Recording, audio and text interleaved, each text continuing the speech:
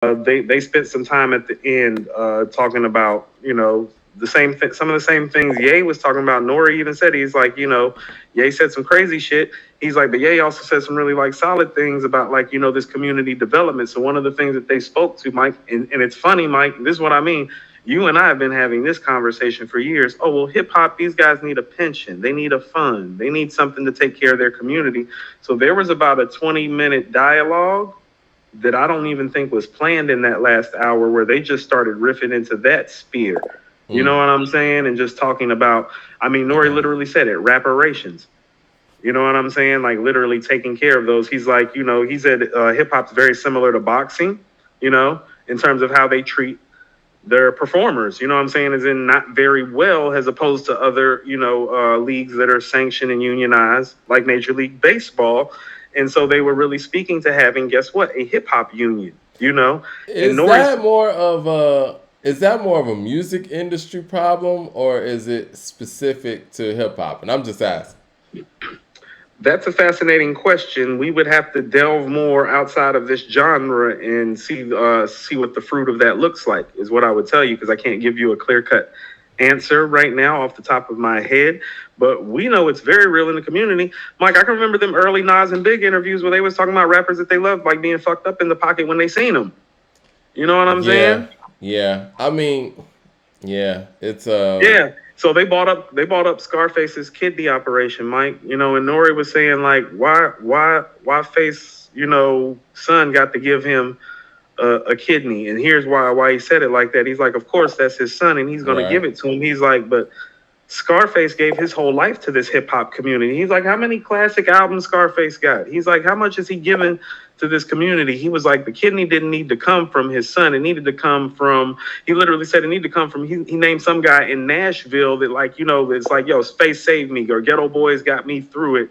And so they were speaking to a bigger vision and mission to what hip hop is meant and what it could mean. And also to like taking care of those that have kind of like, taking this to the stratosphere that it currently is, which is, a very, very big monetary industry in a lot of ways. And so he's saying, that guys like this, like, if you played in the league for X amount of time, like you deserve a check. Well, all right. Let me unpack a little bit of that. Yep. I already know where some of we've been having this conversation behind the scenes for a while. So go ahead and go. If we're talking about a league, right, and we're talking about the NBA specifically, because we do a lot of NBA and hip hop references and cross references and whatnot. The NBA is the one that handles that, right? So, in the grand scheme of things, they're asking for the record labels to set certain things aside for artists that were previously signed and whose catalog that they're still, I guess, generating income from. Mm-hmm. Is that who this is supposed to, who's supposed to take care of that? Or are we talking about, which it seems like a lot of this seems to go to, are we talking about the heavy hitting individuals in hip hop like the Kanyes, the Swizz Beatz, the Jay-Z's? No, Mike, again, this goes to that whole Travis Scott conversation too. Because I don't think it's the individual's issue. I think that's more of the labels. I'm going to bring up one thing Ghost brought up, and I'm going to bring up one thing that Nori brought up. Ghost brought up, he asked Nori, he's like, how many rappers are there right now? Like, doing this right now. Nori's joking. He's like, too many. He's like, really? He's like 2.5 million. He's like, okay. He's like, so let's say it's 2.5 million. He's like, how many of them is like, in the industry? Nori, like 100,000. He's like, but take that 2.5 million. He's like, everybody come off $1 a month. I'm looking at this from another way though. No. Why is it the label coming off of $1 a month for every artist that they have? They're the ones that are providing the money. See, but they're already speaking from the perspective of guys that have been in the industry their whole careers, and that's not even a realistic, viable possibility too. So I get what you're speaking to. The only reason why I say this is because these labels have created these old school hip hop stations, which are rackets for old ass catalogs that they are generating money from. And that money is going back to them. And they're So making money off of the Warren G's out here or whatever. And I'm just saying, for example, like they want to call these stations these they're calling them old school hip hop stations, but when Snoop Dogg just released something, they're not playing any of that. They're just playing his old catalog because somebody else owns it. And if they right. want to do those things, they need to be held accountable and make sure that those artists whose old catalogs that they're continuously generating money off of are taken care of in that way. I don't think that's a current artist's issue. So Mike, you know what I mean? No. I get what you're saying. In order, first of all, it is an artist issue now because what Ghost is speaking to is, hey, you putting this dollar up today is like helping Grandmaster Caz. But one day you're going to be Grandmaster Caz's age, and there's going to be another young brother your age. You get what I'm saying? I understand what you're saying. And so the cycle has to start somewhere, for one. And so I'm going to go to what Nori said right quick. He said he's had this conversation with a lot of higher ups in the music business, and they're all for it. It's just nobody wants to lead it, which is very problematic. What does that even mean? Like, name some names. You know what I'm saying? Like, what you mean they're all for it, but nobody wants to lead it? I'm just going to highlight it because I think it speaks on a macro level to an issue that we have in this community about, like everybody claims to be a king and claims to be a leader until it's really time for that shit to show, like when the rubber meets the road, so to speak. Yeah. And so when he said that, it struck me as like a community problem that we're still having, for one. But it needs to be more of a collective thing, right? It doesn't. Right. We don't need to depend on Jay-Z or Kanye or Swiss Beats to solve all of our problems. And for him to say nobody wants to lead it, well, everybody lead it. You know what I mean? Well, that's why Ghost was saying, no. These 2.5 million rappers, everybody put $1 up and have an equal say-so in it. But here's what I'm going to submit to you when you speak to why isn't the record label doing this? Well, I'm going to tell you exactly why. Because we haven't forced them to. Exactly. And I agree with that. But that's a collective issue. So let's go to the deeper root of why that hasn't happened. In order for that to happen, there needs to be more education. There needs to be more resources. There needs to be more finance. And so what Ghost is speaking to does actually help take care of some of that, because we can't fight them and force their hand when we're not whole. It needs to be unionized and organized to some sort of degree to get those things that we deserve that you're talking about. And there's historical proof of that in this community all around the world. Well, Lynn in the chat says something that I want to highlight. She says rappers need to pay into an insurance/social security plan like the normal population. And I agree with that. Is that even an option? And again, you also have to think about the fact that a lot of these MCs out here have never had any real jobs, right? In their life. Hey, Mike, so I'm just going to and I don't try not to share too much personal stuff. I know we talk about my daughter's son, but it's more in the sphere of what we talk about musically in our back and forth in the 25-year gap between my daughter and now. But Mike, I just got my life insurance license, Mike. And quite frankly, thank you. I've been telling a lot of my friends, quite frankly, it's like, don't tell me that you can't afford to do this because I know what you spend on weed and liquor a month. Right. It's a priority thing. And and that's kind of where I was going to when we're talking about the younger artists, because you want to sit here and preach to them that this is a priority. They out here living it up. They turn it up. They ain't trying to think about when they Grandmaster Caz age. You know what I'm saying? And I'm just saying the name. You know what I mean? But not to put anybody out there, but I'm just saying. No, Mike.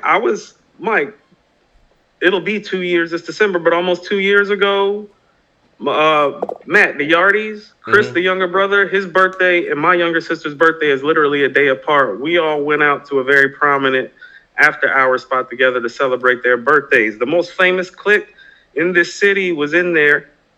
And Mike, the money these young boys was literally tossing up in the air. Yeah. They were tossing houses in the air. All kind of life insurance plans. Mike, generations worth of life insurance. That's what I'm saying. Like, again, this is the thing, man. And I understand it, and I think it's 100% right.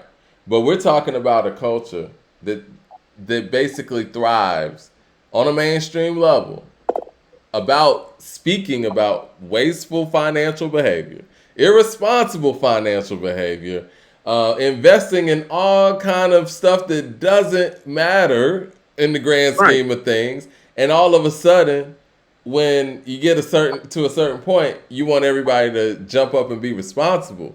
We haven't planted that seed collectively in the culture of hip hop, to See, that's not a hip hop thing. That's why when Nori said that, I said, well, that's a well, it's a community issue. community So, issue. so I want to speak to a quick story, Mike. I had the pleasure of taking care of Michael Jordan a couple of times when I was in my mid-20s. And one time, Michael Jordan came into my establishment with a party of his family and some close friends. Mm-hmm. Charles Oakley was probably the only other famous person that was there. I got some That's Charles his homie. Oakley. Yeah. I got some Charles Oakley stories. Me and Charles Oakley have had a couple of run-ins, and I'm probably one of the few people that's not like 7 feet that's living to tell about it. But that's neither here nor there. Yeah, Charles is not to be fucked with. But everybody found out that Mike was in town, and when I mean everybody found out, the Dolphins were in town for a football game. The Hawks, the Joe Johnson, Josh Smith Hawks, had just got done losing yet another home game, and so before we know it, our spot was littered like with entertainers and stars and ball players and stuff, Mike. I mean, it literally, like to quote my father, it looked like a big ass hustlers convention.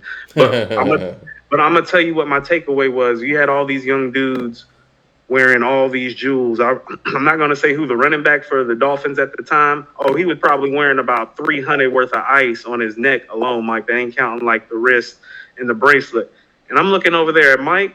Mike is over there in loafers, jeans, and a lambskin coat and a Yachtmaster Rolex in the same damn hoop ring. And I'm looking at all these dudes, they wearing like $1 million worth of jewelry. I'm thinking, Mike got on a lambskin coat and a Yachtmaster Rolex. And that's the only reason you would know he had money if his name wasn't Michael Jordan.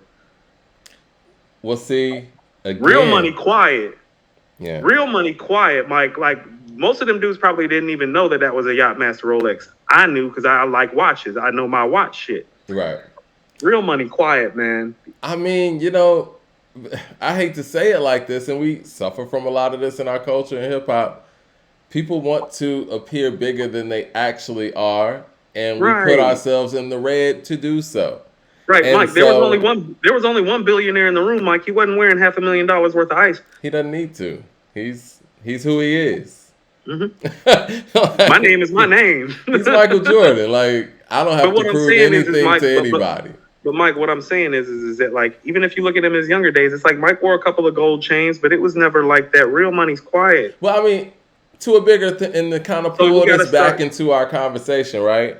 When we talk about these music executives, and again, when issues like that in our community that affect the actual artists, the names that come up are always, again, Jay, Dre, Puff, now Kanye. Russell, but what Master about P, Jay Prince? Yeah, same names. Yeah, but what about Same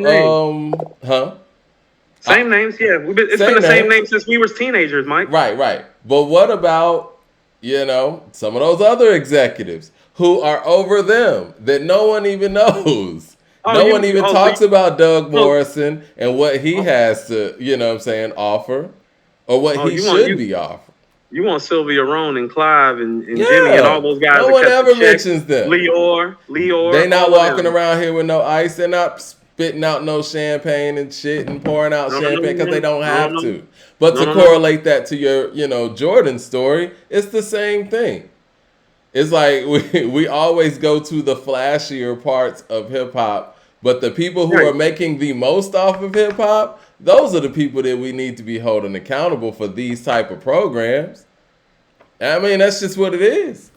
The Leo Cohens of the world. Hold on. And so that goes back to how you started with the Hot 9-7 thing.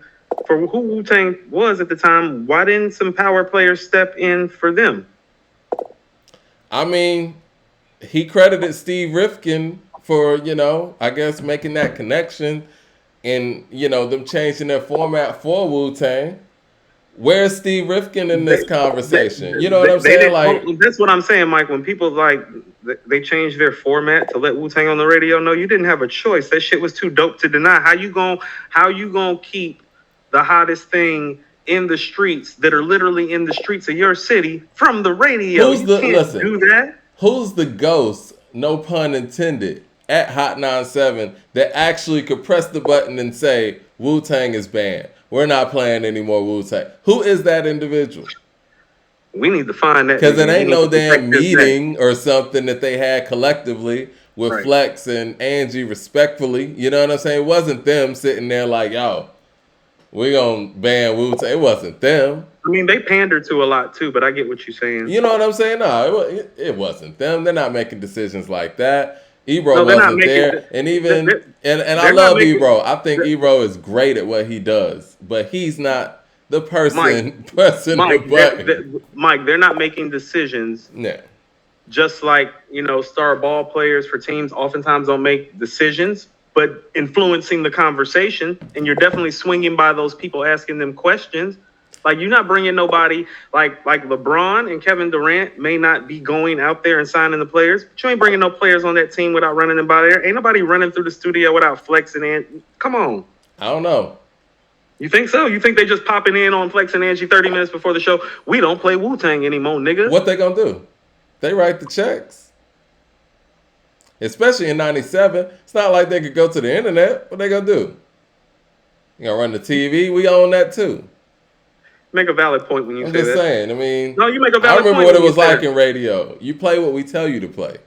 Right. So You I know. never liked radio. Exactly. But yeah, and it's kind of like in the sports world. I mean, obviously, LeBron is a special case, but I remember, I think when the pandemic hit, and they were talking about, what's his name? Zion, right? They were Right. saying that he was paying for the staff and the people who had lost out on income or whatever. And I'm like, he's the player. What is the owner doing? Why does he have to do this?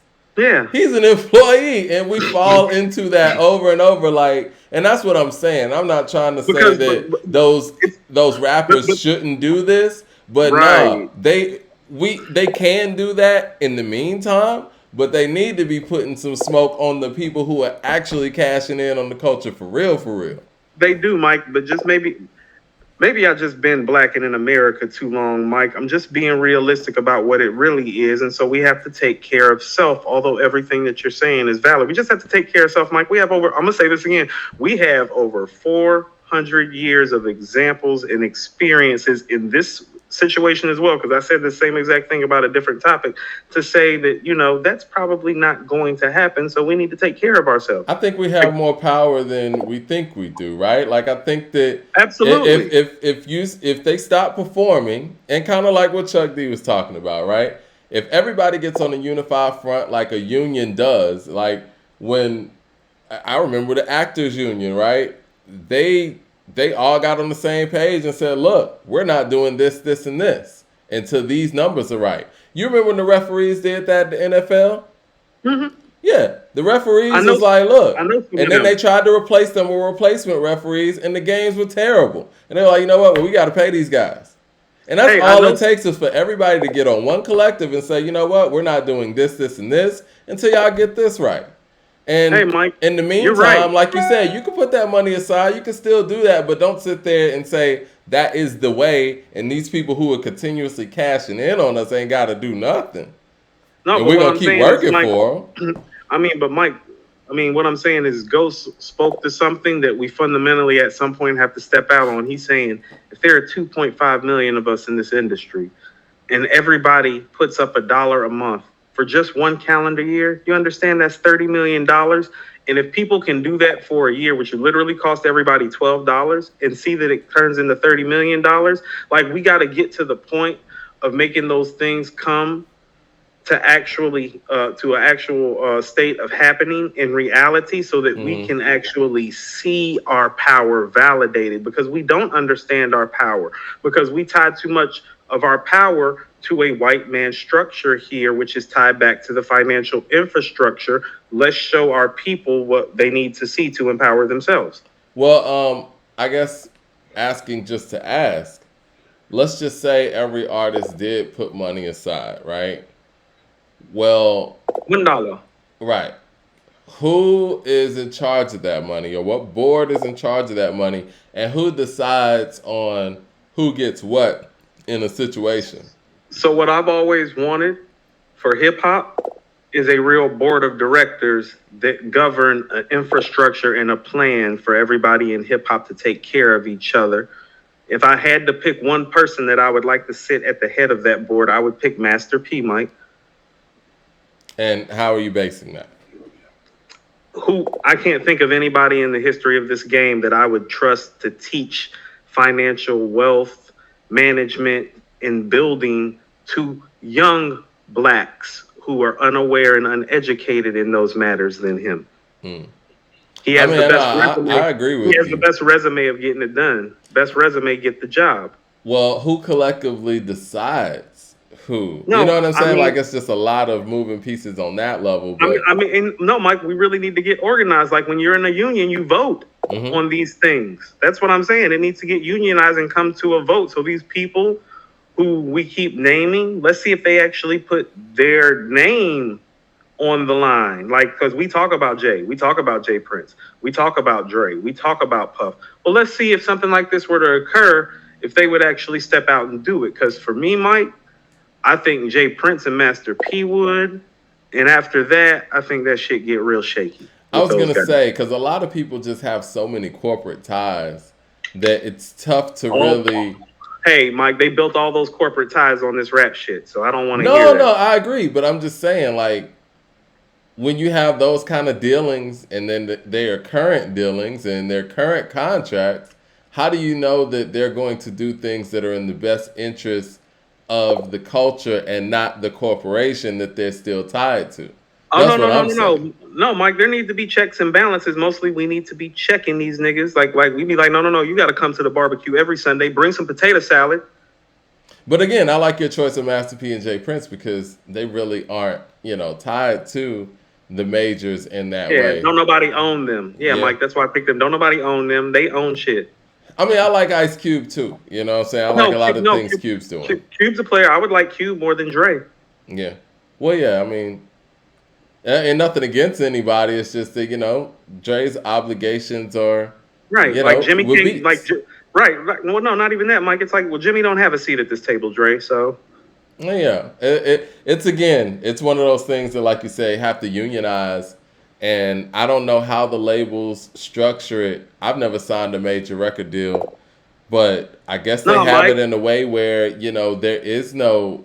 No, fuck a label, Mike. I'm talking about us creating our own entity. Mike, but I'm saying you're talking about the people that are in this rap thing actually being involved too. Like the way that these plantation owners after slavery made State Farm and Allstate into multi-billion dollars insurance entities. That's what I'm talking about. About insuring slaves and all that. Yeah. Right. Why don't we do that off our own backs? Hello. Yeah. Hello, I mean, you can't really tell somebody where to, put their money. So, yeah, if everybody was able to collectively get together, people who assigned hip-hop artists and say, look, after every show, I'm giving this to this. I think that's a good start. But I think the biggest part and the biggest part is going to be, okay, well, who's controlling this and why are you controlling this? P. Because that's the thing. That's what I'm saying. Who's going to indict him about money? Who has the authority in this hip hop rap sphere to teach P how to hustle, how to handle money, how to build out businesses? Who going to check him? I guess it would have to be a collective vote. Right, but he's the one that should have the You think that hypothetically? How about this? I trust that check if his name on it. Hypothetically, you think if P ran against Jay-Z for, control of that pot, per se, you think that the union members, which would be rappers and I guess producers or whatnot, you think they would vote for P over Jay? Hasn't everybody seen what's happened with Beanie Siegel? That's not what I'm asking. I mean, how about this, Mike? That's not what I'm asking. Mike, if they were to vote J over P, based on the things that we've seen, we talking business, Mike. But we're talking about Oh well, then we just it's gonna politics now. You know what I mean? When you Mike, get a Mike, electoral Mike, process, who's Mike, going to well, be I'm able gonna to pull finesse the Mike, vote more? Mike. Well, I'm gonna pull a W. We're gonna have to do a recount in Louisiana. We're gonna have to do a recount in Louisiana if Jay win. You That's see what I'm how thinking. you see how the East Coast bias is. Most of the MCs that ever came out of this shit are East Coast. You think they gonna vote for P over J? You just can't deny the work, Mike. It's business. That's what I'm saying. It's just like, oh, because this is what I'm saying, Mike. When you talking about Jay and you talking about business, when you talking about all those corporations and all those corporate deals, it's like, no, this not that. Sit all them. Sit Well, them a all lot down of them- outside of this room. a Sit them lot down of- outside this room. Because here's the thing: these guys have enough financial wealth on their own. You don't need to step in with any of your corporation ties in order to make this deal shake amongst your peers. You built your corporation ties on this rap shit. Bring some potato salad and some macaroni and cheese, please. Shannon Williams says, Mike and Coop, what y'all think about 50 Cent being mad about not being in the top 10 New York artists? But you know what? He's another name that, you know, could be out there when we talk about, you know, financial literacy and handling business. You want to know what he's done? He's employed blacks, and a lot of them. Who is that? 50. 50, yeah. He's employed a lot of blacks. Lynn says rappers aren't intelligent. They're talented. They would choose Jay-Z due to popularity. I agree. I think they would choose Jay over fandom, popularity, and the fact that a lot of them are tied into him still via Roc Nation. Man, you let Jay hold the money, we're going to have a whole new island, and what's it going to be called? Jay-Z Island. It's Well, I gonna be mean, like, you yeah, know, we voted Barack Obama in because he was cool. You know what I'm saying? So I think that Mike, it's white not people above. voted W in because he was cool. So yeah, I don't think it's Bill Clinton above got elected because he anybody's. was cool. Yeah, Mike, I think Ronald people Reagan would- got elected because he was cool. That's what I'm John saying. Kennedy got elected because he was cool. I think that people would vote This for shit been Jay-Z. in play. Yeah, definitely. Yeah. If there was a vote to like who's going to control this money and Jay-Z wanted in, I think he would win that. I'm just saying. If it was about a vote and a collective. But that's an interesting conversation.